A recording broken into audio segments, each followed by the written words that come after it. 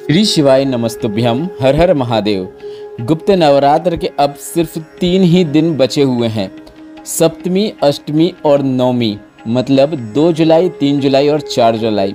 इन बचे हुए दिनों में गुप्त नवरात्र के कौन से स्पेशल उपाय जो कि गुरुजी पंडित प्रदीप मिश्रा जी ने बताए हैं, उन्हीं की जानकारी आपको इस वीडियो के माध्यम से मिलने वाली है। इसमें गुरुजी पंडित प्रदीप मिश्रा जी के बताए बिल्कुल नए उपायों की जानकारी मिलने वाली है, इसलिए आप वीडियो को अंत तक देखें ताकि कोई भी उपयोगी जानकारी आपसे ना छूटे। बचे हुए नवरात्र के इन 3 दिनों में आपको गुरुजी पंडित प्रदीप मिश्रा जी के बताए यह नए विशेष उपाय करके अधिक से अधिक लाभ प्राप्त करना है।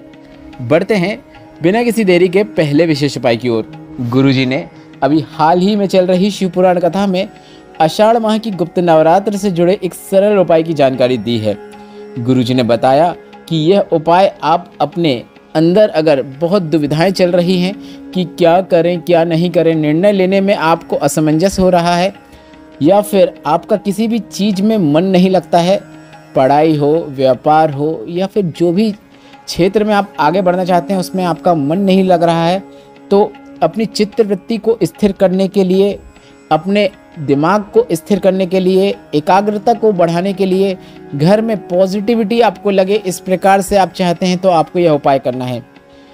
आषाढ़ माह के गुप्त नवरात्र से जुड़े सरल उपाय की जानकारी देते हुए गुरुजी ने बताया कि अगर आषाढ़ माह के नवरात्र में मतलब किसी भी दिन, बचे हुए दिन, सप्तमी, अष्टमी, नवमी, 2 जुलाई, 3 जुलाई, 4 जुलाई, इनमें से किसी भी दिन में आप एकांत में बैठकर शंकर भगवान का नाम का संबोधन मात्र कर देते हैं, स्मरण मात्र कर देते हैं, या फिर नाम सुन लेते हैं। मतलब आप चाहो तो आप मंत्र का जाप कर सकते हैं, भगवान का नाम जाप कर सकते हैं। शूलटंकेश्वर, पिपलेश्वर, बिल्वेश्वर, महादेव के कई नाम हैं। उनमें से अगर एकांत में बैठकर आप महादेव के किसी नाम का जाप कर रहे हैं, या फिर आप सिर्फ ओम मंत्र का भी जाप कर रहे हैं, ओम नमः शिवाय, इस प्रकार से आप जाप कर रहे हैं, तो गुरुजी ने कहा आषाढ़ माह की गुप्त नवरात्र में एकांत में बैठकर भगवान का नाम लेने से, स्मरण करने से या फिर सुनने से शिव और शक्ति दोनों की कृपा आप पर बन जाती है और आपको जीवन में उन्नति देखने को मिलती है, एकाग्रता देखने को मिलती है। इसके साथ ही साथ आप जिस क्षेत्र में ध्यान लगाना चाहते हैं, एकाग्रचित होकर कार्य करना चाहते हैं, उसमें भी आपको सफलता देखने को मिलती है, एकाग्रता बढ़ती है और कार्य शीघ्र पूर्ण होता है। बढ़ते हैं गुरुजी के बताए दूसरे विशेष उपाय की ओर। गुरुजी ने एक ऐसा नया उपाय बताया था जिसे गुप्त नवरात्र में माता हेमवती का नाम लेकर करना होता है। गुरुजी ने बताया था जीवन में बहुत कष्ट चल रहा है, कोई मंजिल या रास्ता दिखाई नहीं दे रहा है, सफलता जीवन में मिल ही नहीं रही है, तो गुरुजी ने नवरात्र के 9 दिनों तक यह उपाय करने को कहा है। गुरुजी ने सभी से एक नियम लेने को कहा है। अगर आपने 9 मतलब नवरात्र के जितने भी दिन निकले हैं, उन दिनों में अगर अभी तक आपने यह उपाय नहीं किया है तो बचे हुए दिनों में भी कर सकते हैं। यह एक भगवान का पूजन है, जिसे जितना ज़्यादा करेंगे उतना अच्छा है, पर अगर थोड़ा भी करेंगे तो उसका भी शुभ फल आपको प्राप्त होता ही है। आपको बस एक नियम बना लेना है। बचे हुए 3 दिनों तक आपको लगातार यह उपाय करना है। शिवलिंग में माता अशोक सुंदरी के स्थान पर आपको एक बेलपत्र अर्पित करना है। बेलपत्र को अर्पित करते समय आपको माता हेमवती का नाम स्मरण करना है। 9 दिन तक यह उपाय करना है। और गुरुजी का बताया यह उपाय अगर आपने 9 दिन तक नहीं भी कर पाए हैं तो बचे हुए 3 दिन आपको यह उपाय जरूर करना है। लगातार आप 3 दिनों तक बस इतना करें। शिवलिंग में जो माता अशोक सुंदरी का स्थान है वहाँ पर आपको एक बेलपत्र अर्पित करना है। वो बेलपत्र को अर्पित करते समय माता हेमवती का नाम आपको स्मरण करना है। अगर आप यह उपाय मंदिर में जाकर कर रहे हैं तो काफ़ी अच्छी बात है, अन्यथा आप यह उपाय अपने घर पर भी कर सकते हैं। गुरुजी ने कहा कि आपको इस उपाय को करने के बाद 12 से 15 दिन निकलेंगे। अगर जीवन में बहुत बड़ी समस्या, दुख, तकलीफ चल रही है तो वह आपको दूर होती हुई नजर आने लगेगी। यह विशेष उपाय करने के कुछ दिनों के बाद ही आप जिस क्षेत्र में आगे बढ़ने का प्रयत्न करेंगे, सफलता आपको निश्चित देखने को मिलेगी। बढ़ते हैं तीसरे बिल्कुल नए उपाय की ओर, जो कि माता हेमवती के नाम से ही संबंधित उपाय है।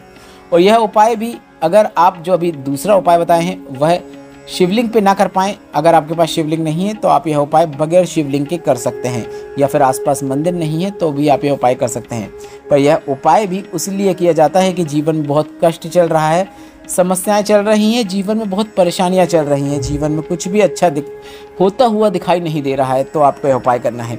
अगर आप मंदिर नहीं जा पा रहे हैं तो भी आप यह उपाय कर सकते हैं, शिवलिंग के पास नहीं पहुंच पा रहे हैं तो भी आप यह उपाय कर सकते हैं। आप वीडियो में भी देखकर समझ सकते हैं कि उपाय को आपको किस प्रकार से करना है। आपको बेलपत्र के वृक्ष के नीचे एक बेलपत्र को अर्पित करना है। बेलपत्र को अर्पित करते समय आपको माता हेमवती का नाम स्मरण करना है। माता हेमवती का नाम लेते हुए बेलपत्र के वृक्ष के जड़ के पास एक बेलपत्र को अर्पित करें। इसके बाद एक कलश का जल उसी बेलपत्र के वृक्ष के नीचे जहाँ पे आपने बेलपत्र अर्पित किया है वहाँ पर एक कलश का जल पूरा आपको अर्पित कर देना है। तो यह उपाय आपका जीवन का कल्याण करने वाला उपाय है। गुरुजी का बताया यह उपाय आपको इस गुप्त नवरात्र के बचे हुए दिनों में अवश्य करना चाहिए। अब बढ़ते हैं एक अंतिम ऐसे उपाय की ओर, जो कि एक ऐसा मनोकामना पूर्ति उपाय है जिसे करने के लिए आपको किसी भी प्रकार की कोई सामग्री की आवश्यकता नहीं। जैसा कि आप सभी को पता है, गुरुजी ने शिवलिंग पर एक ऐसा विशेष स्थान बताया है जो भोलेनाथ ने स्वयं 64 योगिनियाँ, 8 सिद्धियाँ, 9 निधियों को प्रदान किया है। और गुरुजी ने इस विशेष स्थान पर स्पर्श करते हुए एक ऐसे मनोकामना पूर्ति उपाय को करने को कहा है जिसे करने से 7 से 15 दिन में आपकी मनोकामना आपको पूर्ण होती हुई नजर आने लगती है। पर कोई भी मनोकामना पूर्ति उपाय करते समय आपको इस बात का ध्यान रखना होता है कि आपको कर्म में भी अधिकता लाना जरूरी है। ऐसा नहीं कि सिर्फ उपाय कर लिए और आपकी मनोकामना पूर्ण हो जाए। कर्म करेंगे, भोलेनाथ का आशीर्वाद प्राप्त होगा, सफलता प्राप्त होगी और आपको जो भी मनोकामना है वह निश्चित पूर्ण होती हुई नजर आएगी। तो शिवलिंग में एक ऐसा स्थान है जहां पर श्री शिवाय नमस्तुभ्यम बोलते हुए अगर आप अपनी कामना कर लेते हैं तो वह कामना निश्चित पूर्ण हो जाती है। अब वह स्थान कौन सा है आप वीडियो के माध्यम से भी देखकर समझ सकते हैं। यह स्थान माता अशोक सुंदरी के स्थान से शिवलिंग के बीच का खाली स्थान है, जहां पर आपको अपने हाथ की हथेली को रखना है, स्पर्श करना है और अपनी कोई भी मनोकामना, अब वह मनोकामना रोग मुक्ति, धन प्राप्ति, लक्ष्मी प्राप्ति, कर्ज मुक्ति, व्यापार वृद्धि, नौकरी प्राप्ति, शीघ्र विवाह, कोई भी मनोकामना हो सकती है।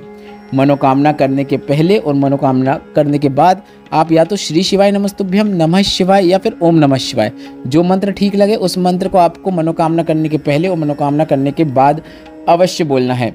यह गुप्त नवरात्र के दिन किया जाने वाला एक सबसे सरल और आसान मनोकामना पूर्ति उपाय है जिसे आपको इस नवरात्र के बचे हुए दिनों में अवश्य करना चाहिए। इस वीडियो से संबंधित कोई प्रश्न है तो आप कमेंट बॉक्स के जरिए पूछ सकते हैं। वीडियो थोड़ा सा भी उपयोगी लगा है तो वीडियो को लाइक करके कमेंट बॉक्स में श्री शिवाय नमस्तुभ्यम या फिर हर हर महादेव अवश्य टाइप कीजिएगा। अगर धर्म की बातें यूट्यूब चैनल को सपोर्ट करना चाहते हैं तो QR कोड आपकी स्क्रीन पर दिखाई दे रहा है। श्री शिवाय नमस्तुभ्यम, हर हर महादेव।